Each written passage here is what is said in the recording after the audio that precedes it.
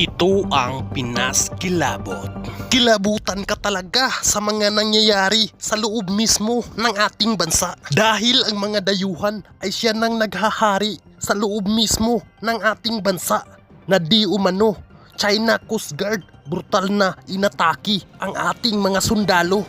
At sa ating nakuha na mga impormasyon, lalong kinawawa ang ating mga sundalo sa loob mismo ng ating bansa na di umano ang ating mga sundalo ay ginamitan ng mga panakol at itak na para bang ginawa lang ang ating mga sundalo na parang panggatong na kahoy. At sino ba ang lalaban dito na di umano ang panglabang dagat ng mga Pilipino ay halos katiting lang sa panglabang dagat ng mga China?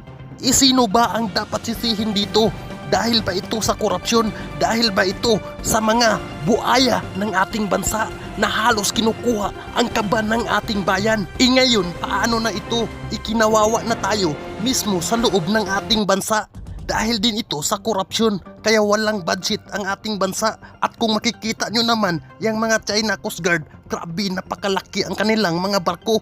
Paano lang yung sa atin? Parang katiting lang. Nakakahiya talaga. Kaya kung ako ang sundalo ng Pilipino, ay iiyak na lang ako sa sobrang takot. Kaya dahil dito ay hindi napigilan ng madlang people na mag-comment. Kung walang korupsyon, sana malaki at malakas ang gamit Navy at Coast Guard natin. Bilyon ang nakukuha ng bawat taon. At ang sabi din ng isang komento ng ating madlang peoples, nakaka-high blood talaga. Nakakasakit tignan. Pilipinas naming mahal, laban. Kung makikita pa lang natin sa mga madlang people, ay sobrang nasasaktan talaga sila sa nangyayari sa loob mismo ng ating bansa.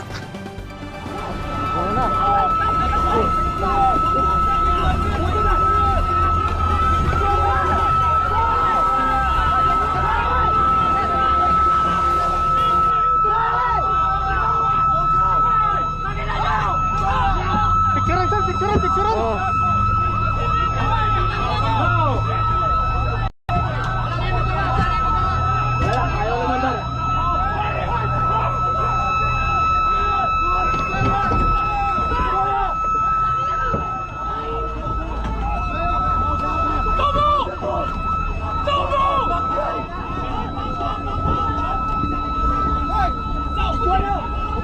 Medyo. Tali! Hey! Pamputol ang tali! Lahat tayo sa mata! Hey! Mabrat! Woo!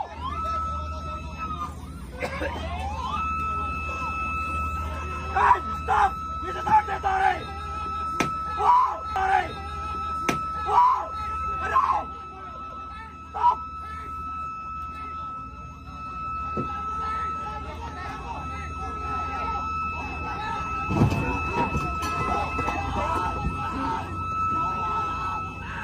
Hey! Put your hands up! Hey! Put your hands up!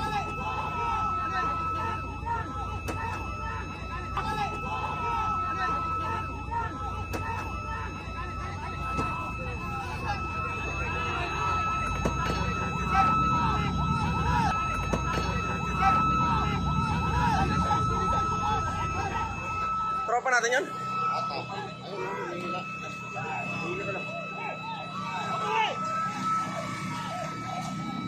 Yung daliri ni Sarge. Sino? Nandun? Yung nandyan?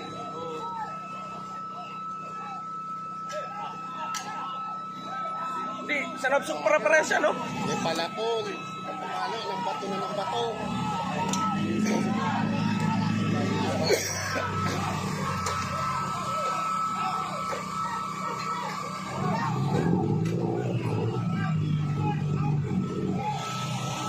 Punta nagbabatohan na, oh.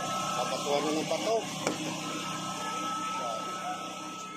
Grabe, napakasakit tignan na ang mga sundalo natin ay para lang mga katiting ng sundalo ng China. Dapat mabigyan ito ng pansin ng ating gobyerno kasi pag mapabayaan natin ito ay habang magtagal ay tayo ay laging tao-tauhan lang ng mga taga-ibang bansa. At kung suswirtihin ay makukuha na nila ito. Kaya ngayon pa lang ay dapat lalaban tayo mga Pilipino, at dapat magkaisa tayo sa lahat At sa ating nakuha na mga impormasyon na di umano ang presidente ng Pilipinas ay binigyan na daw ito ng pansin at binigyan niya na ito ng solusyon kung paano ito masolusyonan. Dahil dito, maraming mga madlang peoples na nagalit, hindi sila maniwala na mabigyan ito ng solusyon ng ating gobyerno. Dahil di umano ang ating presidente ay puro promise lang na di umano iyong promise niya dati na yung bigas ay gawin niyang 20 kilos hindi na nga niya nagawa. Kaya ikaw ngayon, ano ang masasabi mo dito sa nangyayari dito sa loob mismo ng iyong bansa? Dahil ba ito sa mga tiwali at sa mga namumuno sa ating gobyerno na kinukorupsyon ang kaban ng ating bayan?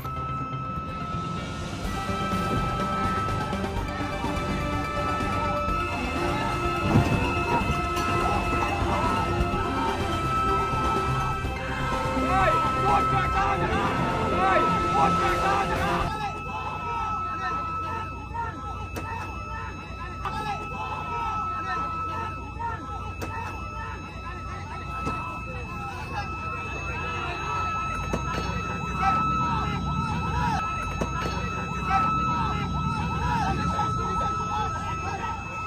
Tropa natin yan?